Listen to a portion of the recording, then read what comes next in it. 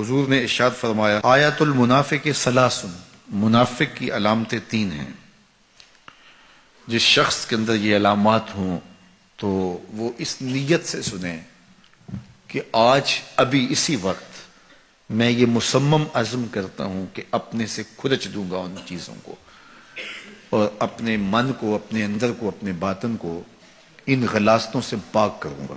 اور عملی موضوعات پہ بات کرنے کا میرا مقصود بھی یہی ہوتا ہے کہ ہماری زندگی میں، سب سے پہلے اپنی زندگی میں اور پھر میرے ملنے والوں کی زندگی کے اندر عملی طور پہ تبدیلی پیدا ہو۔ تو اس نیت کے ساتھ جب آپ سنیں گے تو اللہ برکت کرے گا۔ تو سنیے رسول رحمت نے ارشاد فرمایا صلی اللہ علیہ وآلہ وسلم نے کہ منافق کی نشانیاں تین ہیں۔ ان میں سے ایک اذا حدث کذب، جب وہ بولتا ہے تو جھوٹ بولتا ہے۔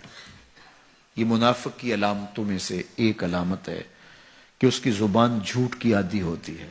زندگی میں جھوٹ سے اپنے آپ کو بچائیں، یہ زہر قاتل ہے، اندر اجاڑ دیتا ہے، آپ کا معاشرے سے اعتبار ختم کر دیتا ہے اور آپ کی رسوائی کا سبب ہے۔ دوسرا ارشاد فرمایا وَإِذَا وَعَدَ أَخْلَفَ، جب وہ وعدہ کرتا ہے تو وعدہ خلافی کرتا ہے۔ یہ منافق کی علامت ہے کہ وہ وعدہ پورا نہیں کرتا۔ میرے حضور کسی سے وعدہ کرتے ہیں کہ تیرے آنے تک یہاں کھڑا ہوں، اور وہ جا کے بھول جاتا ہے۔ میرے حضور 3 دن کھڑے رہتے ہیں، 3 دن کے بعد اچانک وہاں سے گزرا، دیکھا تو حضور کھڑے ہیں۔ بڑی شرمندگی ہوئی، ڈرتا ہوا آگے بڑھا، صرف اتنا کہا یار تو نے مشقت میں ڈال دیا۔ 3 دن تک میرے حضور کھڑے، اور میں کہتا ہوں وہ تو 3 دن بعد واپس آ گیا۔ وہ نہ آتا 3 سال بھی کھڑا رہنا ہوتا، میرے حضور کھڑے رہتے کہ میں نے اس سے وعدہ کیا ہوا ہے۔ اور میں اور آپ دیکھیں کہ ہم کہاں کھڑے ہیں۔ ہم کسی سے وعدہ کریں، ہم خود وعدہ کرتے ہیں تمہیں 6 ماہ کے بعد پیسے دیں گے، وہ بیچارہ 6 ماہ کے بعد بھی جو ہے وہ 1 ماہ اور اوپر گزار لیتا ہے کہ چلو کوئی بات نہیں ہے، اور ہم اس کی موت کی دعا کر رہے ہیں یا اللہ فوت ہی ہو جائے تو اچھی بات ہے۔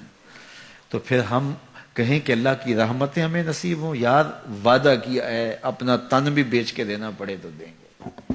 جو وعدہ کیا ہے جہاں کھڑے ہوئے ہیں وہاں کھڑے رہیں گے، چاہے اس کی کتنی بھی اذیت ہمیں کیوں نہ سہنی پڑے۔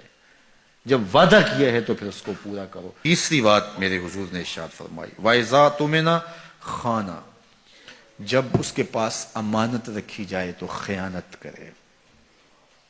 اس کے پاس پیسے رکھے جائیں، دولت رکھی جائے، کوئی زمین اس کے نام کوئی کر دے کسی وجہ سے، کوئی اور اس کے پاس امانت رکھ دے تو وہ اس میں خیانت نہ کرے، بلکہ آپ کے پاس کوئی بات امانت رکھی جائے تو اس کو بھی جو ہے وہ لوگوں تک نشر نہ کرے۔ تمہارے کان میں اگر کوئی بات کرے تو وہ امانت ہے، جب وہ بات کر رہا ہو تو دائیں بائیں دیکھ رہا ہو، تو پھر اس کا مطلب یہ ہے کہ وہ یہ چاہ رہا ہے کہ یہ بات کوئی اور نہ سنے، تو پھر صاحب امانت کو چاہیے کہ کوئی اور نہ سنے۔ یہ امانت ہے اور اس امانت کو پورا کیا جائے۔ اور چوتھی علامت یہ ارشاد فرمائی منافق جب کسی سے لڑ پڑتا ہے تو گالیاں دیتا ہے۔ ہمارے دین نے ہمیں گالی دینے سے روکا ہے۔ اپنی زبان کی پاکیزگی اور اپنی زبان کی طہارت کا سامان کیجیے۔ آپ کسی بھی حالت میں ہوں، آپ کے اوپر کوئی کتنی بھی زیادتی کر رہا ہو، آپ کو کوئی تھپڑ بھی مار رہا ہو، تو آپ اس کا مقابلہ ضرور کریں، لیکن آپ کی زبان گندی نہیں ہونی چاہیے۔ یہ غصے کے وقت ہی تو انسان کا پتہ چلتا ہے۔ ظفر سے آدمی نہ جانیے چاہے جتنا بھی ہو، صاحب فہم و ذکا، جسے عیش میں یاد خدا نہ رہی، جسے تیش میں خوف خدا نہ رہا۔ عیش کی زندگی ہو یا تیش کی زندگی، خوشی کا مرحلہ ہو یا مرحلہ غم ہو، آپ دیکھو نارمل زندگی کے اندر تو آپ معتدل ہوں گے ہی ہوں گے، لیکن جب آپ کا بیلنس خراب ہوتا ہے خوشیوں کے وفور کی وجہ سے، اس وقت پتہ چلے گا۔ یہ ہے انسان کا امتحان، یہ ہے انسان کی آزمائش۔ منافق کی علامت بتائی گئی وَإِذَا خَاصَمَ فَجَرَ، جب وہ کسی سے لڑائی کرتا ہے تو پھر گالیاں بکنا شروع کر دیتا ہے۔ یہ منافقوں کی علامات میں سے ایک علامت ہے، جب وہ لڑتا ہے تو گالیاں بکتا ہے، جھوٹ بولتا ہے، امانت میں خیانت کرتا ہے، اور عہد کرے تو اس کی پاسبانی نہیں کرتا۔ اللہ ہمیں عہد کی پاسبانی کی توفیق دے۔